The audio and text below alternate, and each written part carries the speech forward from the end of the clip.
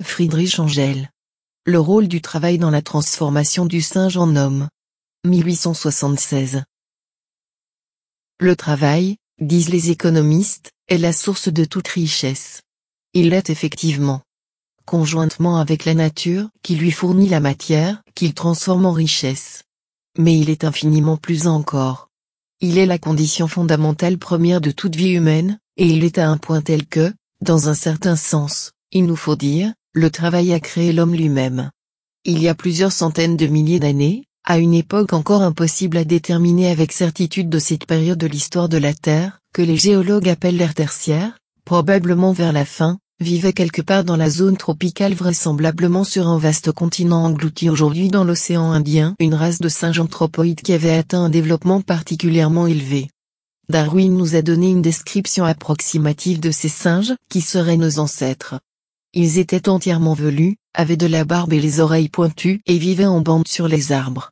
Sous l'influence, au premier chef sans doute, de leur mode de vie qui exige que les mains accomplissent, pour grimper, d'autres fonctions que les pieds, ces singes commencèrent à perdre l'habitude de s'aider de leurs mains pour marcher en terrain plat et adoptèrent de plus en plus une démarche verticale.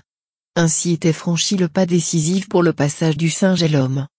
Tous les singes anthropoïdes vivant encore de nos jours peuvent se tenir debout et se déplacer sur leurs deux jambes seulement, mais ils ne le font qu'en cas de nécessité et avec la plus extrême maladresse. Leur marche naturelle s'accomplit en position à demi-verticale et implique l'usage des mains. La plupart appuient sur le sol les phalanges médianes de leurs doigts repliés et, rentrant les jambes, font passer le corps entre leurs longs bras, comme un paralytique qui marche avec des béquilles. En général, nous pouvons aujourd'hui encore observer chez les singes tout stade du passage de la marche à quatre pattes à la marche sur deux jambes.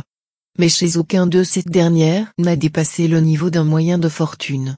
Si, chez nos ancêtres velus, la marche verticale devait devenir d'abord la règle, puis une nécessité, cela suppose que les mains devaient s'acquitter de plus en plus d'activités d'une autre sorte.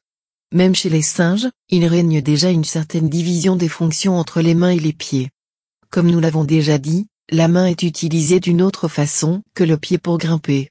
Elle sert plus spécialement à cueillir et à tenir la nourriture, comme le font déjà avec leurs pattes de devant certains mammifères inférieurs. Beaucoup de singes s'en servent pour construire des nids dans les arbres ou même, comme le chimpanzé, des toits entre les branches pour se garantir du mauvais temps. Avec la main ils saisissent des bâtons pour se défendre contre leurs ennemis ou les bombardent avec des fruits et des pierres. En captivité, elle leur sert à accomplir un certain nombre d'opérations simples qu'ils imitent de l'homme. Mais c'est ici précisément qu'apparaît toute la différence entre la main non développée du singe même le plus semblable à l'homme et la main de l'homme hautement perfectionnée par le travail de milliers de siècles. Le nombre et la disposition générale des os et des muscles sont les mêmes chez l'un et chez l'autre, mais la main du sauvage le plus inférieur peut exécuter des centaines d'opérations qu'aucune main de singe ne peut imiter. Aucune main de singe n'a jamais fabriqué le couteau de pierre le plus grossier. Aussi les opérations auxquelles nos ancêtres, au cours de nombreux millénaires, ont appris à adapter peu à peu leurs mains à l'époque du passage du singe à l'homme n'ont-elles pu être au début que des opérations très simples. Les sauvages les plus inférieurs, même ceux chez lesquels on peut supposer une rechute à un état assez proche de l'animal, accompagné de régression physique, sont à un niveau bien plus élevé encore que ces créatures de transition. Avant que le premier caillou ait été façonné par la main de l'homme pour en faire un couteau, il a dû s'écouler des périodes au regard desquelles la période historique connue de nous apparaît insignifiante. Mais le pas décisif était accompli, la main s'était libérée, elle pouvait désormais acquérir de plus en plus d'habiletés nouvelles, et la souplesse plus grande ainsi acquise se transmit par hérédité et augmenta de génération en génération. Ainsi, la main n'est pas seulement l'organe du travail, elle est aussi le produit du travail. Ce n'est que grâce à lui, grâce à l'adaptation à des opérations toujours nouvelles, grâce à la transmission héréditaire du développement particulier ainsi acquis des muscles, des tendons et, à intervalles plus longs, des os eux-mêmes, grâce enfin à l'application sans cesse répétée de cet affinement héréditaire à des opérations nouvelles, toujours plus compliquées, que la main de l'homme a atteint ce haut degré de perfection où elle peut faire surgir le miracle des tableaux de Raphaël, des statues de Thorvaldsen, de la musique de Paganini. Mais la main n'était pas seule. Elle était simplement un des membres de tout un organisme extrêmement complexe. Ce qui profitait à la main, profitait au corps tout entier, au service duquel elle travaillait, et cela de deux façons. Tout d'abord, en vertu de la loi de corrélation de croissance, comme l'a nommé Darwin. Selon cette loi, les formes déterminées de diverses parties d'un être organique sont toujours liées à certaines formes d'autres parties, qui apparemment n'ont aucun lien avec elles. Ainsi, tous les animaux sans exception qui ont des globules rouges sans noyau cellulaire et dont l'occiput est relié à la première vertèbre par une double articulation condyle ont aussi sans exception des glandes mammaires pour allaiter leurs petits. Ainsi, chez les mammifères, les sabots fourchus sont régulièrement associés à l'estomac multiple du ruminant. La modification de forme déterminée entraîne le changement de forme d'autres parties du corps sans que nous puissions expliquer cette connexion. Les chats tout blancs aux yeux bleus sont toujours, ou presque toujours, sourds. L'affinement progressif de la main humaine et le perfectionnement simultané du pied pour la marche verticale ont à coup sûr réagi également, par l'effet d'une corrélation semblable, sur d'autres parties de l'organisme. Toutefois, cette action est encore beaucoup trop peu étudiée, pour qu'on puisse faire plus ici que la constater en général. La réaction directe et qui peut être prouvée du développement de la main sur le reste de l'organisme est bien plus importante. Comme nous l'avons déjà dit, nos ancêtres simesques étaient des êtres sociables. Il est évidemment impossible de faire dériver l'homme, le plus sociable des animaux, d'un ancêtre immédiat qui ne le serait pas. La domination de la nature, qui commence avec le développement de la main, avec le travail, a élargi à chaque progrès l'horizon de l'homme. Dans les objets naturels, il découvrait constamment des propriétés nouvelles, inconnues jusqu'alors. D'autre part, le développement du travail a nécessairement contribué à resserrer les liens entre les membres de la société en multipliant les cas d'assistance mutuelle, de coopération commune, et en rendant plus clair chez chaque individu la conscience de l'utilité de cette coopération. Bref, les hommes en formation en arrivèrent au point où ils avaient réciproquement quelque chose à se dire. Le besoin se créa son organe, le larynx non développé du singe se transforma, lentement mais sûrement, grâce à la modulation pour s'adapter à une modulation sans cesse développée. Et les organes de la bouche apprirent peu à peu à prononcer un son articulé après l'autre. La comparaison avec les animaux démontre que cette explication de l'origine du langage, née du travail et l'accompagnant, est la seule exacte. Ce que ceux-ci, même les plus développés, ont à se communiquer est si minime qu'ils peuvent le faire sans recourir au langage articulé. À l'état de nature, aucun animal ne ressent comme une imperfection le fait de ne pouvoir parler ou comprendre le langage humain. Il en va tout autrement quand il est domestiqué par l'homme. Dans les relations avec les hommes, le chien et le cheval ont acquis une oreille si fine pour le langage articulé qu'ils peuvent facilement apprendre à comprendre tout langage, dans les limites du champ de leur représentation.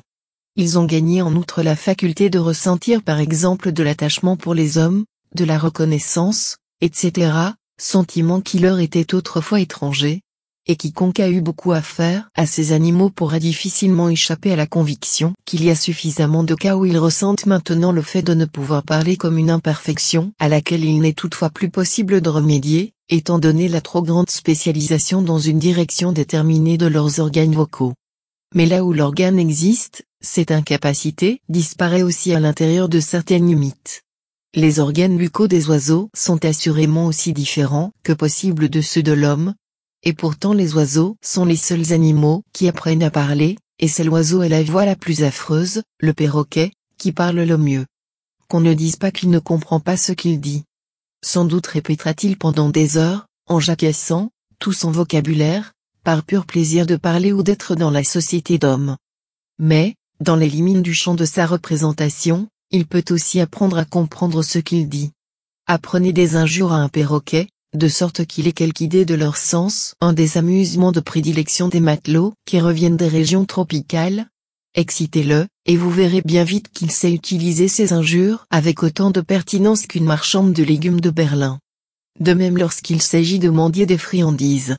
D'abord le travail et puis, en même temps que lui, le langage tels sont les deux stimulants essentiels sous l'influence desquels le cerveau d'un singe s'est peu à peu transformé en un cerveau d'homme, qui, malgré toute ressemblance, le dépasse de loin en taille et en perfection. Mais marchant de pair avec le développement du cerveau, il y eut celui de ses outils immédiats, les organes des sens. De même que, déjà, le développement progressif du langage s'accompagne nécessairement d'une amélioration correspondante de l'organe de l'ouïe, de même le développement du cerveau s'accompagne en général de celui de tous les sens. La vue de l'aigle porte beaucoup plus loin que celle de l'homme. Mais l'œil de l'homme remarque beaucoup plus dans les choses que celui de l'aigle. Le chien a le nez bien plus fin que l'homme, mais il ne distingue pas le centième des odeurs, qui sont pour celui-ci les signes certains de diverses choses.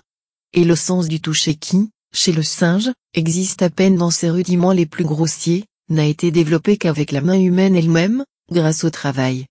Le développement du cerveau et des sens qui lui sont subordonnés, la clarté croissante de la conscience, le développement de la faculté d'abstraction et de raisonnement ont réagi sur le travail et le langage et n'ont cessé de leur donner, à l'un et à l'autre, des impulsions nouvelles pour continuer à se perfectionner. Ce perfectionnement ne se termina pas au moment où l'homme fut définitivement séparé du singe. Dans l'ensemble, il a continué depuis. Avec des progrès différents en degrés et en direction chez les divers peuples et aux différentes époques, interrompus même ça et là par une régression locale et temporaire, il s'est poursuivi d'un pas vigoureux, recevant d'une part une puissante impulsion, d'autre part une direction plus définie d'un élément nouveau qui a surgi de surcroît avec l'apparition de l'homme achevé la société. Des centaines de milliers d'années, l'équivalent dans l'histoire de la Terre d'une seconde dans la vie de l'homme, ont dû s'écouler avant que de la bande de singes grimpant aux arbres soit sortie une société humaine. Mais, en fin de compte, elle a émergé.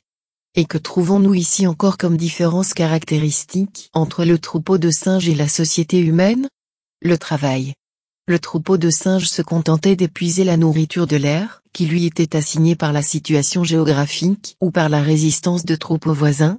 Il irait de place en place ou entrait en lutte avec les bandes avoisinantes pour gagner une nouvelle aire riche en nourriture, mais il était incapable de tirer de son domaine alimentaire plus que celui-ci n'offrait par nature, en dehors de ce qu'il le fumait inconsciemment de ses ordures. Dès que tous les territoires susceptibles d'alimenter les singes furent occupés, il ne pouvait plus y avoir d'augmentation de leur population. Le nombre des animaux pouvait tout au plus rester constant. Mais tous les animaux pratiquent à un haut degré le gaspillage de la nourriture et en outre détruisent en germe les pousses nouvelles.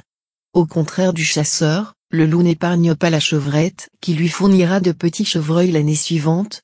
En Grèce, les chèvres qui broutent les jeunes broussailles avant qu'elles aient eu le temps de pousser ont rendu arides toutes les montagnes de ce pays. Cette économie de déprédation des animaux joue un rôle important dans la transformation progressive des espèces, en les obligeant à s'accoutumer à une nourriture autre que la nourriture habituelle, grâce à quoi leur sang acquiert une autre composition chimique et leur constitution physique tout entière change peu à peu, tandis que les espèces fixées une fois pour toutes dépérissent. Il n'est pas douteux que ce gaspillage a puissamment contribué à la transformation de nos ancêtres en hommes. Dans une race de singes, surpassant de loin toutes les autres, quant à l'intelligence et à la faculté d'adaptation, cette pratique devait avoir pour résultat un accroissement continuel du nombre des plantes entrant dans leur nourriture ainsi que la consommation de plus en plus de parties comestibles de ces plantes. En un mot, la nourriture devint de plus en plus variée, et, du même coup, les éléments entrant dans l'organisme, créant ainsi les conditions chimiques du passage du singe à l'homme. Mais tout cela n'était pas encore du travail proprement dit. Le travail commence avec la fabrication d'outils. Or quels sont les outils les plus anciens que nous trouvions? Comment se présentent les premiers outils, à en juger d'après les vestiges retrouvés d'hommes préhistoriques et d'après le mode de vie des premiers peuples de l'histoire ainsi que des sauvages actuels les plus primitifs? Comme instruments de chasse et de pêche, les premiers servant en même temps d'armes. Mais la chasse et la pêche supposent le passage de l'alimentation purement végétarienne à la consommation simultanée de la viande, et nous avons à nouveau ici un pas essentiel vers la transformation en homme. L'alimentation carnée contenait, presque toute prête, les substances essentielles dont le corps a besoin pour son métabolisme. En même temps que la digestion, elle raccourcissait dans le corps la durée des autres processus végétatifs, correspondant au processus de la vie des plantes, et gagnait ainsi plus de temps, plus de matière et plus d'appétit pour la manifestation de la vie animale au sens propre. Et plus l'homme en formation s'éloignait de la plante, plus il s'élevait aussi au-dessus de l'animal. De même que l'accoutumance à la nourriture végétale à côté de la viande a fait des chats et des chiens sauvages les serviteurs de l'homme, de même l'accoutumance à la nourriture carnée à côté de l'alimentation végétale a essentiellement contribué à donner à l'homme en formation la force physique et l'indépendance. Mais la chose la plus essentielle a été l'action de la nourriture carnée sur le cerveau, qui recevait en quantité bien plus abondante qu'avant les éléments nécessaires à sa nourriture et à son développement et qui, par suite, a pu se développer plus rapidement et plus parfaitement de génération en génération. N'en déplaise à messieurs les végétariens, L'homme n'est pas devenu l'homme sans régime carné, et même si le régime carné a conduit à telle ou telle période, chez tous les peuples que nous connaissons, au cannibalisme, les ancêtres des Berlinois, les Veleta-Bouvils, mangeaient encore leurs parents au Xe siècle, cela ne nous fait plus rien aujourd'hui. Le régime carné a conduit à de nouveaux progrès d'importance décisive, l'usage du feu et la domestication des animaux. Le premier a raccourci plus encore le processus de digestion en pourvoyant la bouche d'une nourriture déjà pour ainsi dire à demi digérée. La seconde a rendu le régime carné plus abondant en lui ouvrant, à côté de la chasse, une source nouvelle et plus régulière, et de plus, avec le lait et ses produits, elle a fourni un aliment nouveau, de valeur au moins égale à la viande par sa composition. L'un et l'autre devinrent ainsi, d'une manière déjà directe, des moyens nouveaux d'émancipation pour l'homme. Cela nous conduirait trop loin d'entrer ici dans le détail de leurs effets indirects, si grande qu'a été leur importance pour le développement de l'homme et de la société. De même que l'homme a appris à manger tout ce qui était comestible, de même il a appris à vivre sous tous les climats. Il se répandit par toute la terre habitable, lui, le seul animal qui était en état de le faire par lui-même. Les autres animaux, qui se sont acclimatés partout, ne l'ont pas appris par eux-mêmes, mais seulement en suivant l'homme, ce sont les animaux domestiques et la vermine. Et le passage de la chaleur égale du climat de leur patrie primitive à des régions plus froides, où l'année se partageait en hiver et en été, créa de nouveaux besoins, des logements et des vêtements pour se protéger du froid et de l'humidité, de nouvelles branches de travail et, de là, de nouvelles activités, qui éloignèrent de plus en plus l'homme de l'animal. Grâce à l'action conjuguée de la main, des organes de la parole et du cerveau, non seulement chez chaque individu, mais aussi dans la société, les êtres humains furent à même d'accomplir des opérations de plus en plus complexes, d'établir et d'atteindre des objectifs de plus en plus élevés. De génération en génération, le travail lui-même devint différent, plus parfait, plus varié. À la chasse et à l'élevage s'adjoignit l'agriculture, à celle-ci s'ajoutèrent le filage, le tissage, le travail des métaux, la poterie, la navigation. L'art et la science apparurent enfin à côté du commerce et de l'industrie, les tribus se transformèrent en nations et en États, le droit et la politique se développèrent, et, en même temps que, le reflet à travers l'imagination des choses humaines dans l'esprit de l'homme, la religion. Devant toutes ces formations, qui se présentaient au premier chef comme des produits de l'esprit et qui semblaient dominer les sociétés humaines, les produits plus modestes du travail des mains passèrent au second plan, et cela d'autant plus que l'esprit qui établissait le plan du travail, est déjà à un stade très précoce du développement de la société, par exemple dans la famille primitive, avait la possibilité de faire exécuter par d'autres mains que les siennes propres le travail projeté. C'est à l'esprit, au développement et à l'activité du cerveau que fut attribué tout le mérite de la progression rapide de la civilisation. Les hommes s'habituèrent à expliquer leurs actions par leurs pensées au lieu de l'expliquer par leurs besoins, qui cependant se reflètent assurément dans leur tête, deviennent conscients, et c'est ainsi qu'avec le temps on vit naître cette conception idéaliste du monde qui, surtout depuis le déclin du monde antique, a dominé les esprits. Elle règne encore à tel point que même les savants matérialistes de l'école de Darwin ne peuvent toujours pas se faire une idée claire de l'origine de l'homme, car, sous l'influence de cette idéologie, ils ne reconnaissent pas le rôle que le travail a joué dans cette évolution.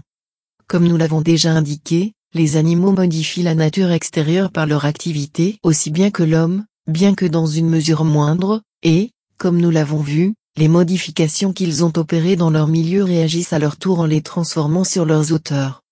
Car rien dans la nature n'arrive isolément. Chaque phénomène réagit sur l'autre et inversement, et c'est la plupart du temps parce qu'ils oublient ce mouvement et cette action réciproque universelle que nos savants sont empêchés d'y voir clair dans les choses les plus simples.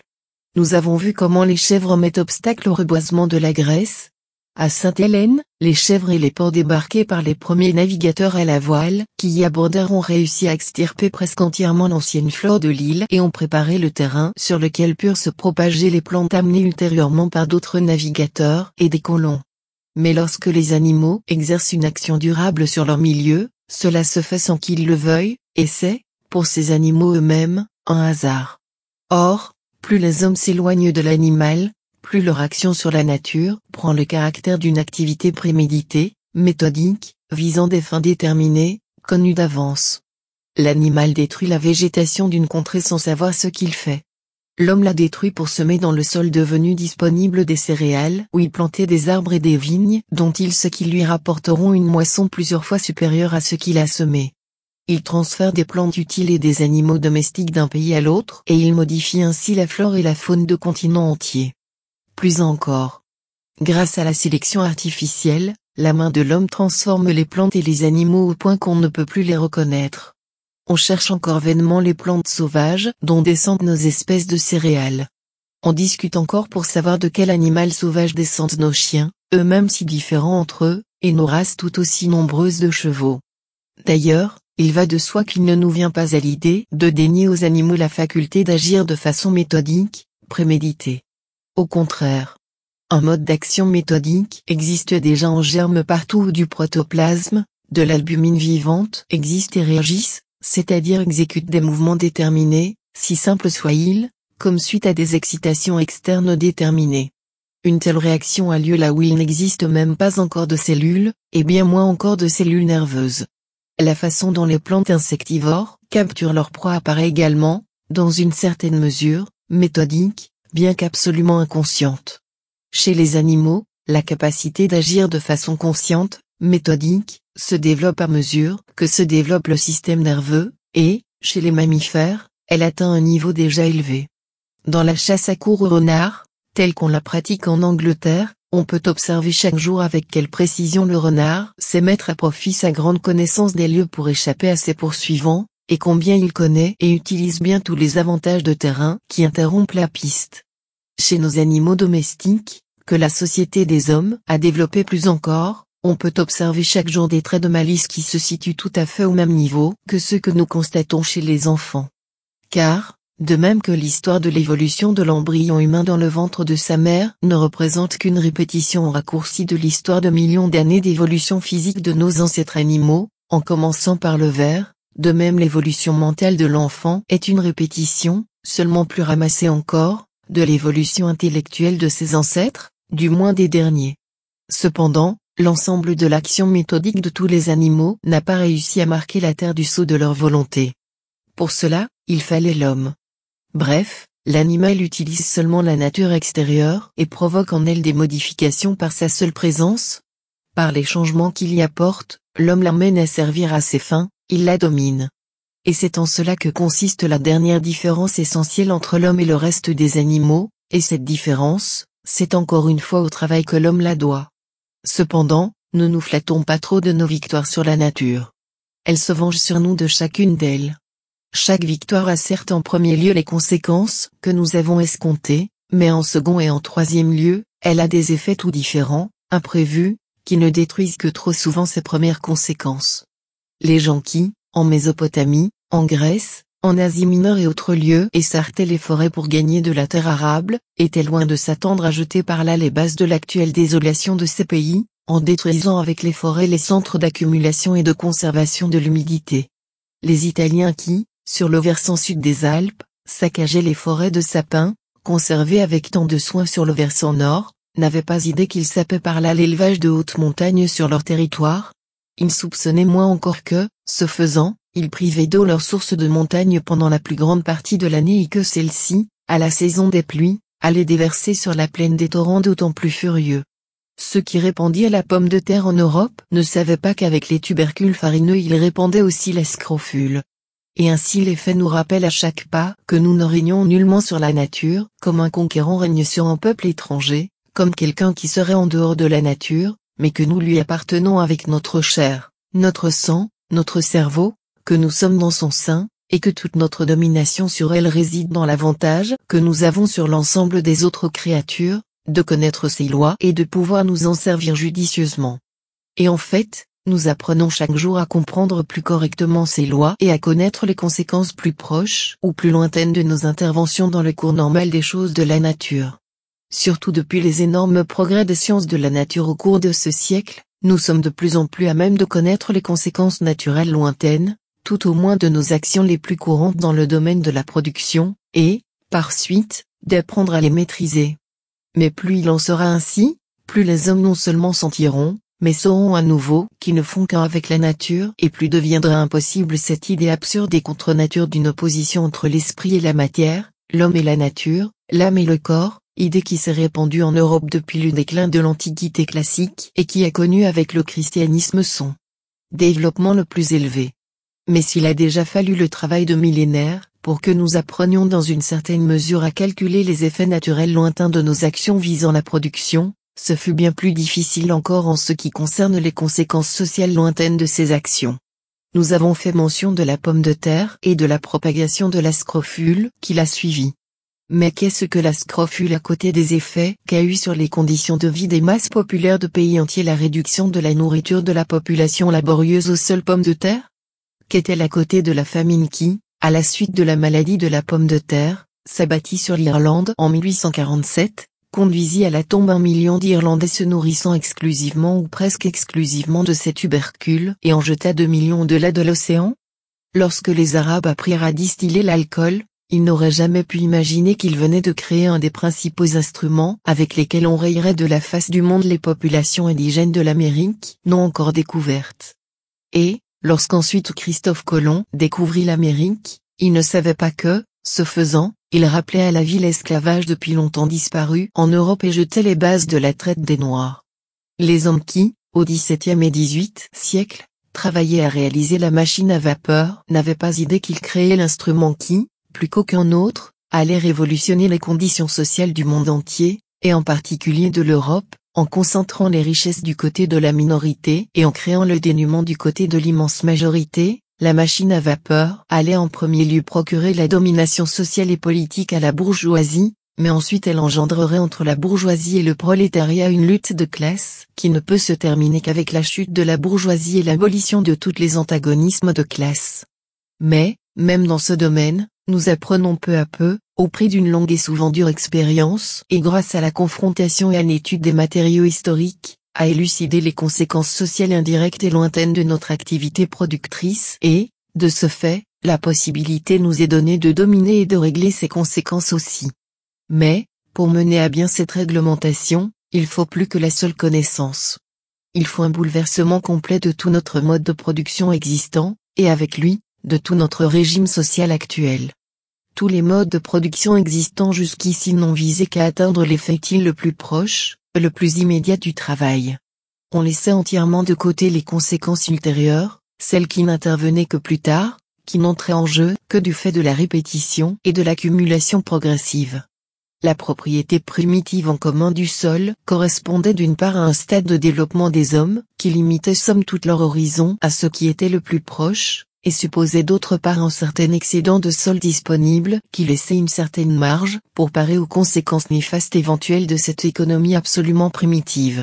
Une fois cet excédent de sol épuisé, la propriété commune tomba en désuétude. Cependant, toutes les formes supérieures de production ont abouti à séparer la population en classes différentes et, par suite, à opposer classe dominante et classe opprimée. Ainsi, l'intérêt de la classe dominante est devenu l'élément moteur de la production, dans la mesure où celle-ci ne se limitait pas à entretenir de la façon la plus précaire l'existence des opprimés. C'est le mode de production capitaliste régnant actuellement en Europe occidentale qui réalise le plus complètement cette fin. Les capitalistes individuels qui dominent la production et l'échange ne peuvent se soucier que de l'effet utile le plus immédiat de leur action. Et même cet effet utile dans la mesure où il s'agit de l'usage de l'article produit ou échangé, passe entièrement au second plan. Le profit à réaliser par la vente devient le seul moteur. La science sociale de la bourgeoisie, l'économie politique classique, ne s'occupe principalement que des effets sociaux immédiatement recherchés des actions humaines orientées vers la production et l'échange. Cela correspond tout à fait à l'organisation sociale dont elle est l'expression théorique. Là où des capitalistes individuels produisent et échangent pour le profit immédiat, on ne peut prendre en considération au premier chef que les résultats les plus proches, les plus immédiats. Pourvu qu'individuellement le fabricant ou le négociant vende la marchandise produite ou achetée avec le petit profit d'usage, il est satisfait et ne se préoccupe pas de ce qu'il advient ensuite de la marchandise et de son acheteur. Il en va de même des effets naturels de ces actions. Les planteurs espagnols à Cuba qui incendièrent les forêts sur les pentes et trouvèrent dans la cendre assez d'engrais pour une génération d'arbres à café extrêmement rentables, que leur importait que, par la suite, les averses tropicales emportent la couche de terre superficielle désormais sans protection, ne laissant derrière elle que les rochers nus.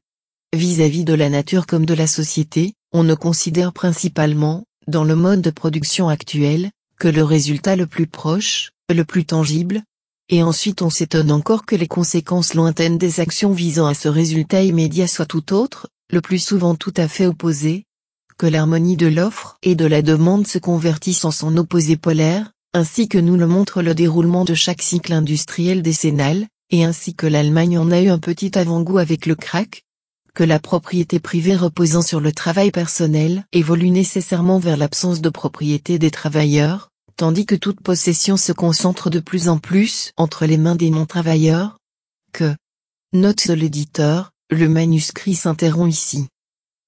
Le processus d'évolution de l'homme. L'homme, lui aussi, naît par différenciation. Cela est vrai non seulement au sens de l'individu, le développement s'opérant à partir de la cellule unique de l'œuf jusqu'à l'organisme le plus complexe que produise la nature, cela est vrai aussi au sens historique. C'est le jour où, après des millénaires de lutte, la main fut définitivement différenciée du pied et l'attitude verticale enfin assurée, que l'homme se sépara du singe, et que fut rétablie la base du développement du langage articulé et du prodigieux perfectionnement du cerveau, qui a depuis rendu l'écart entre l'homme et le singe infranchissable.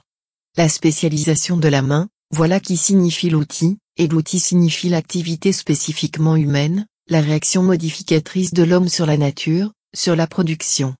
Il est aussi des animaux au sens étroit du mot, la fourmi, l'abeille, le castor, qui ont des outils, mais ce ne sont que des membres de leur corps. Il est aussi des animaux qui produisent, mais leur action productrice sur la nature environnante est à peu près nulle au regard de la nature.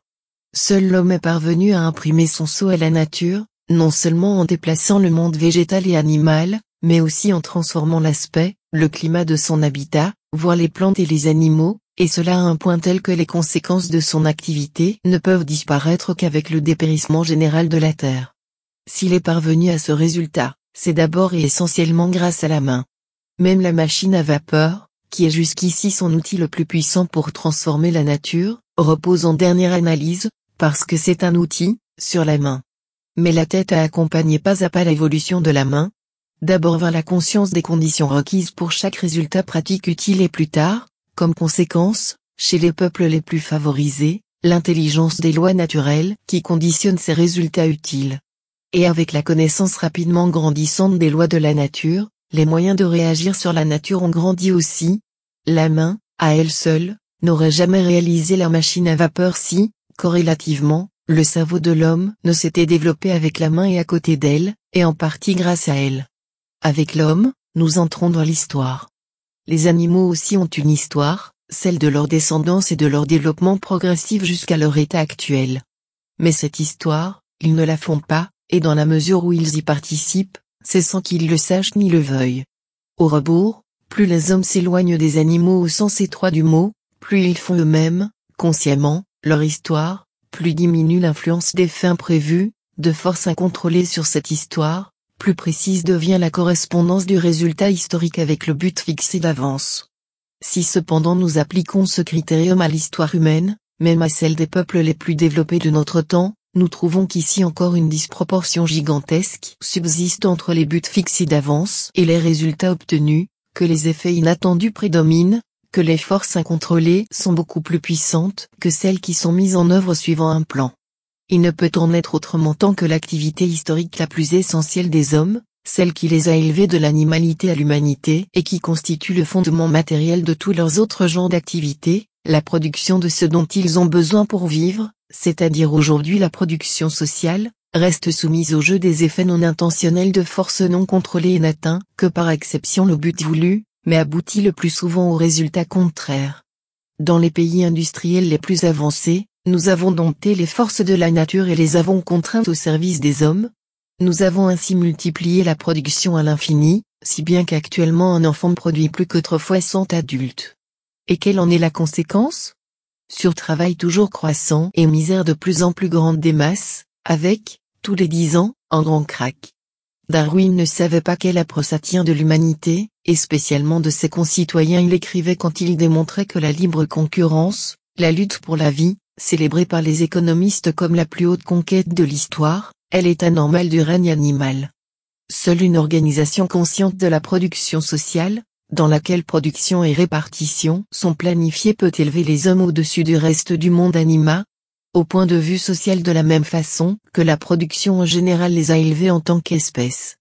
L'évolution historique rend une telle organisation de jour en jour plus indispensable, mais aussi de jour en jour plus réalisable. D'elle datera une nouvelle époque de l'histoire, dans laquelle les hommes eux-mêmes, et avec eux toutes les branches de leur activité, notamment les sciences de la nature, connaîtront un progrès qui rejettera dans l'ombre la plus profonde tout ce qui l'aura précédé. L'état sauvage. 1.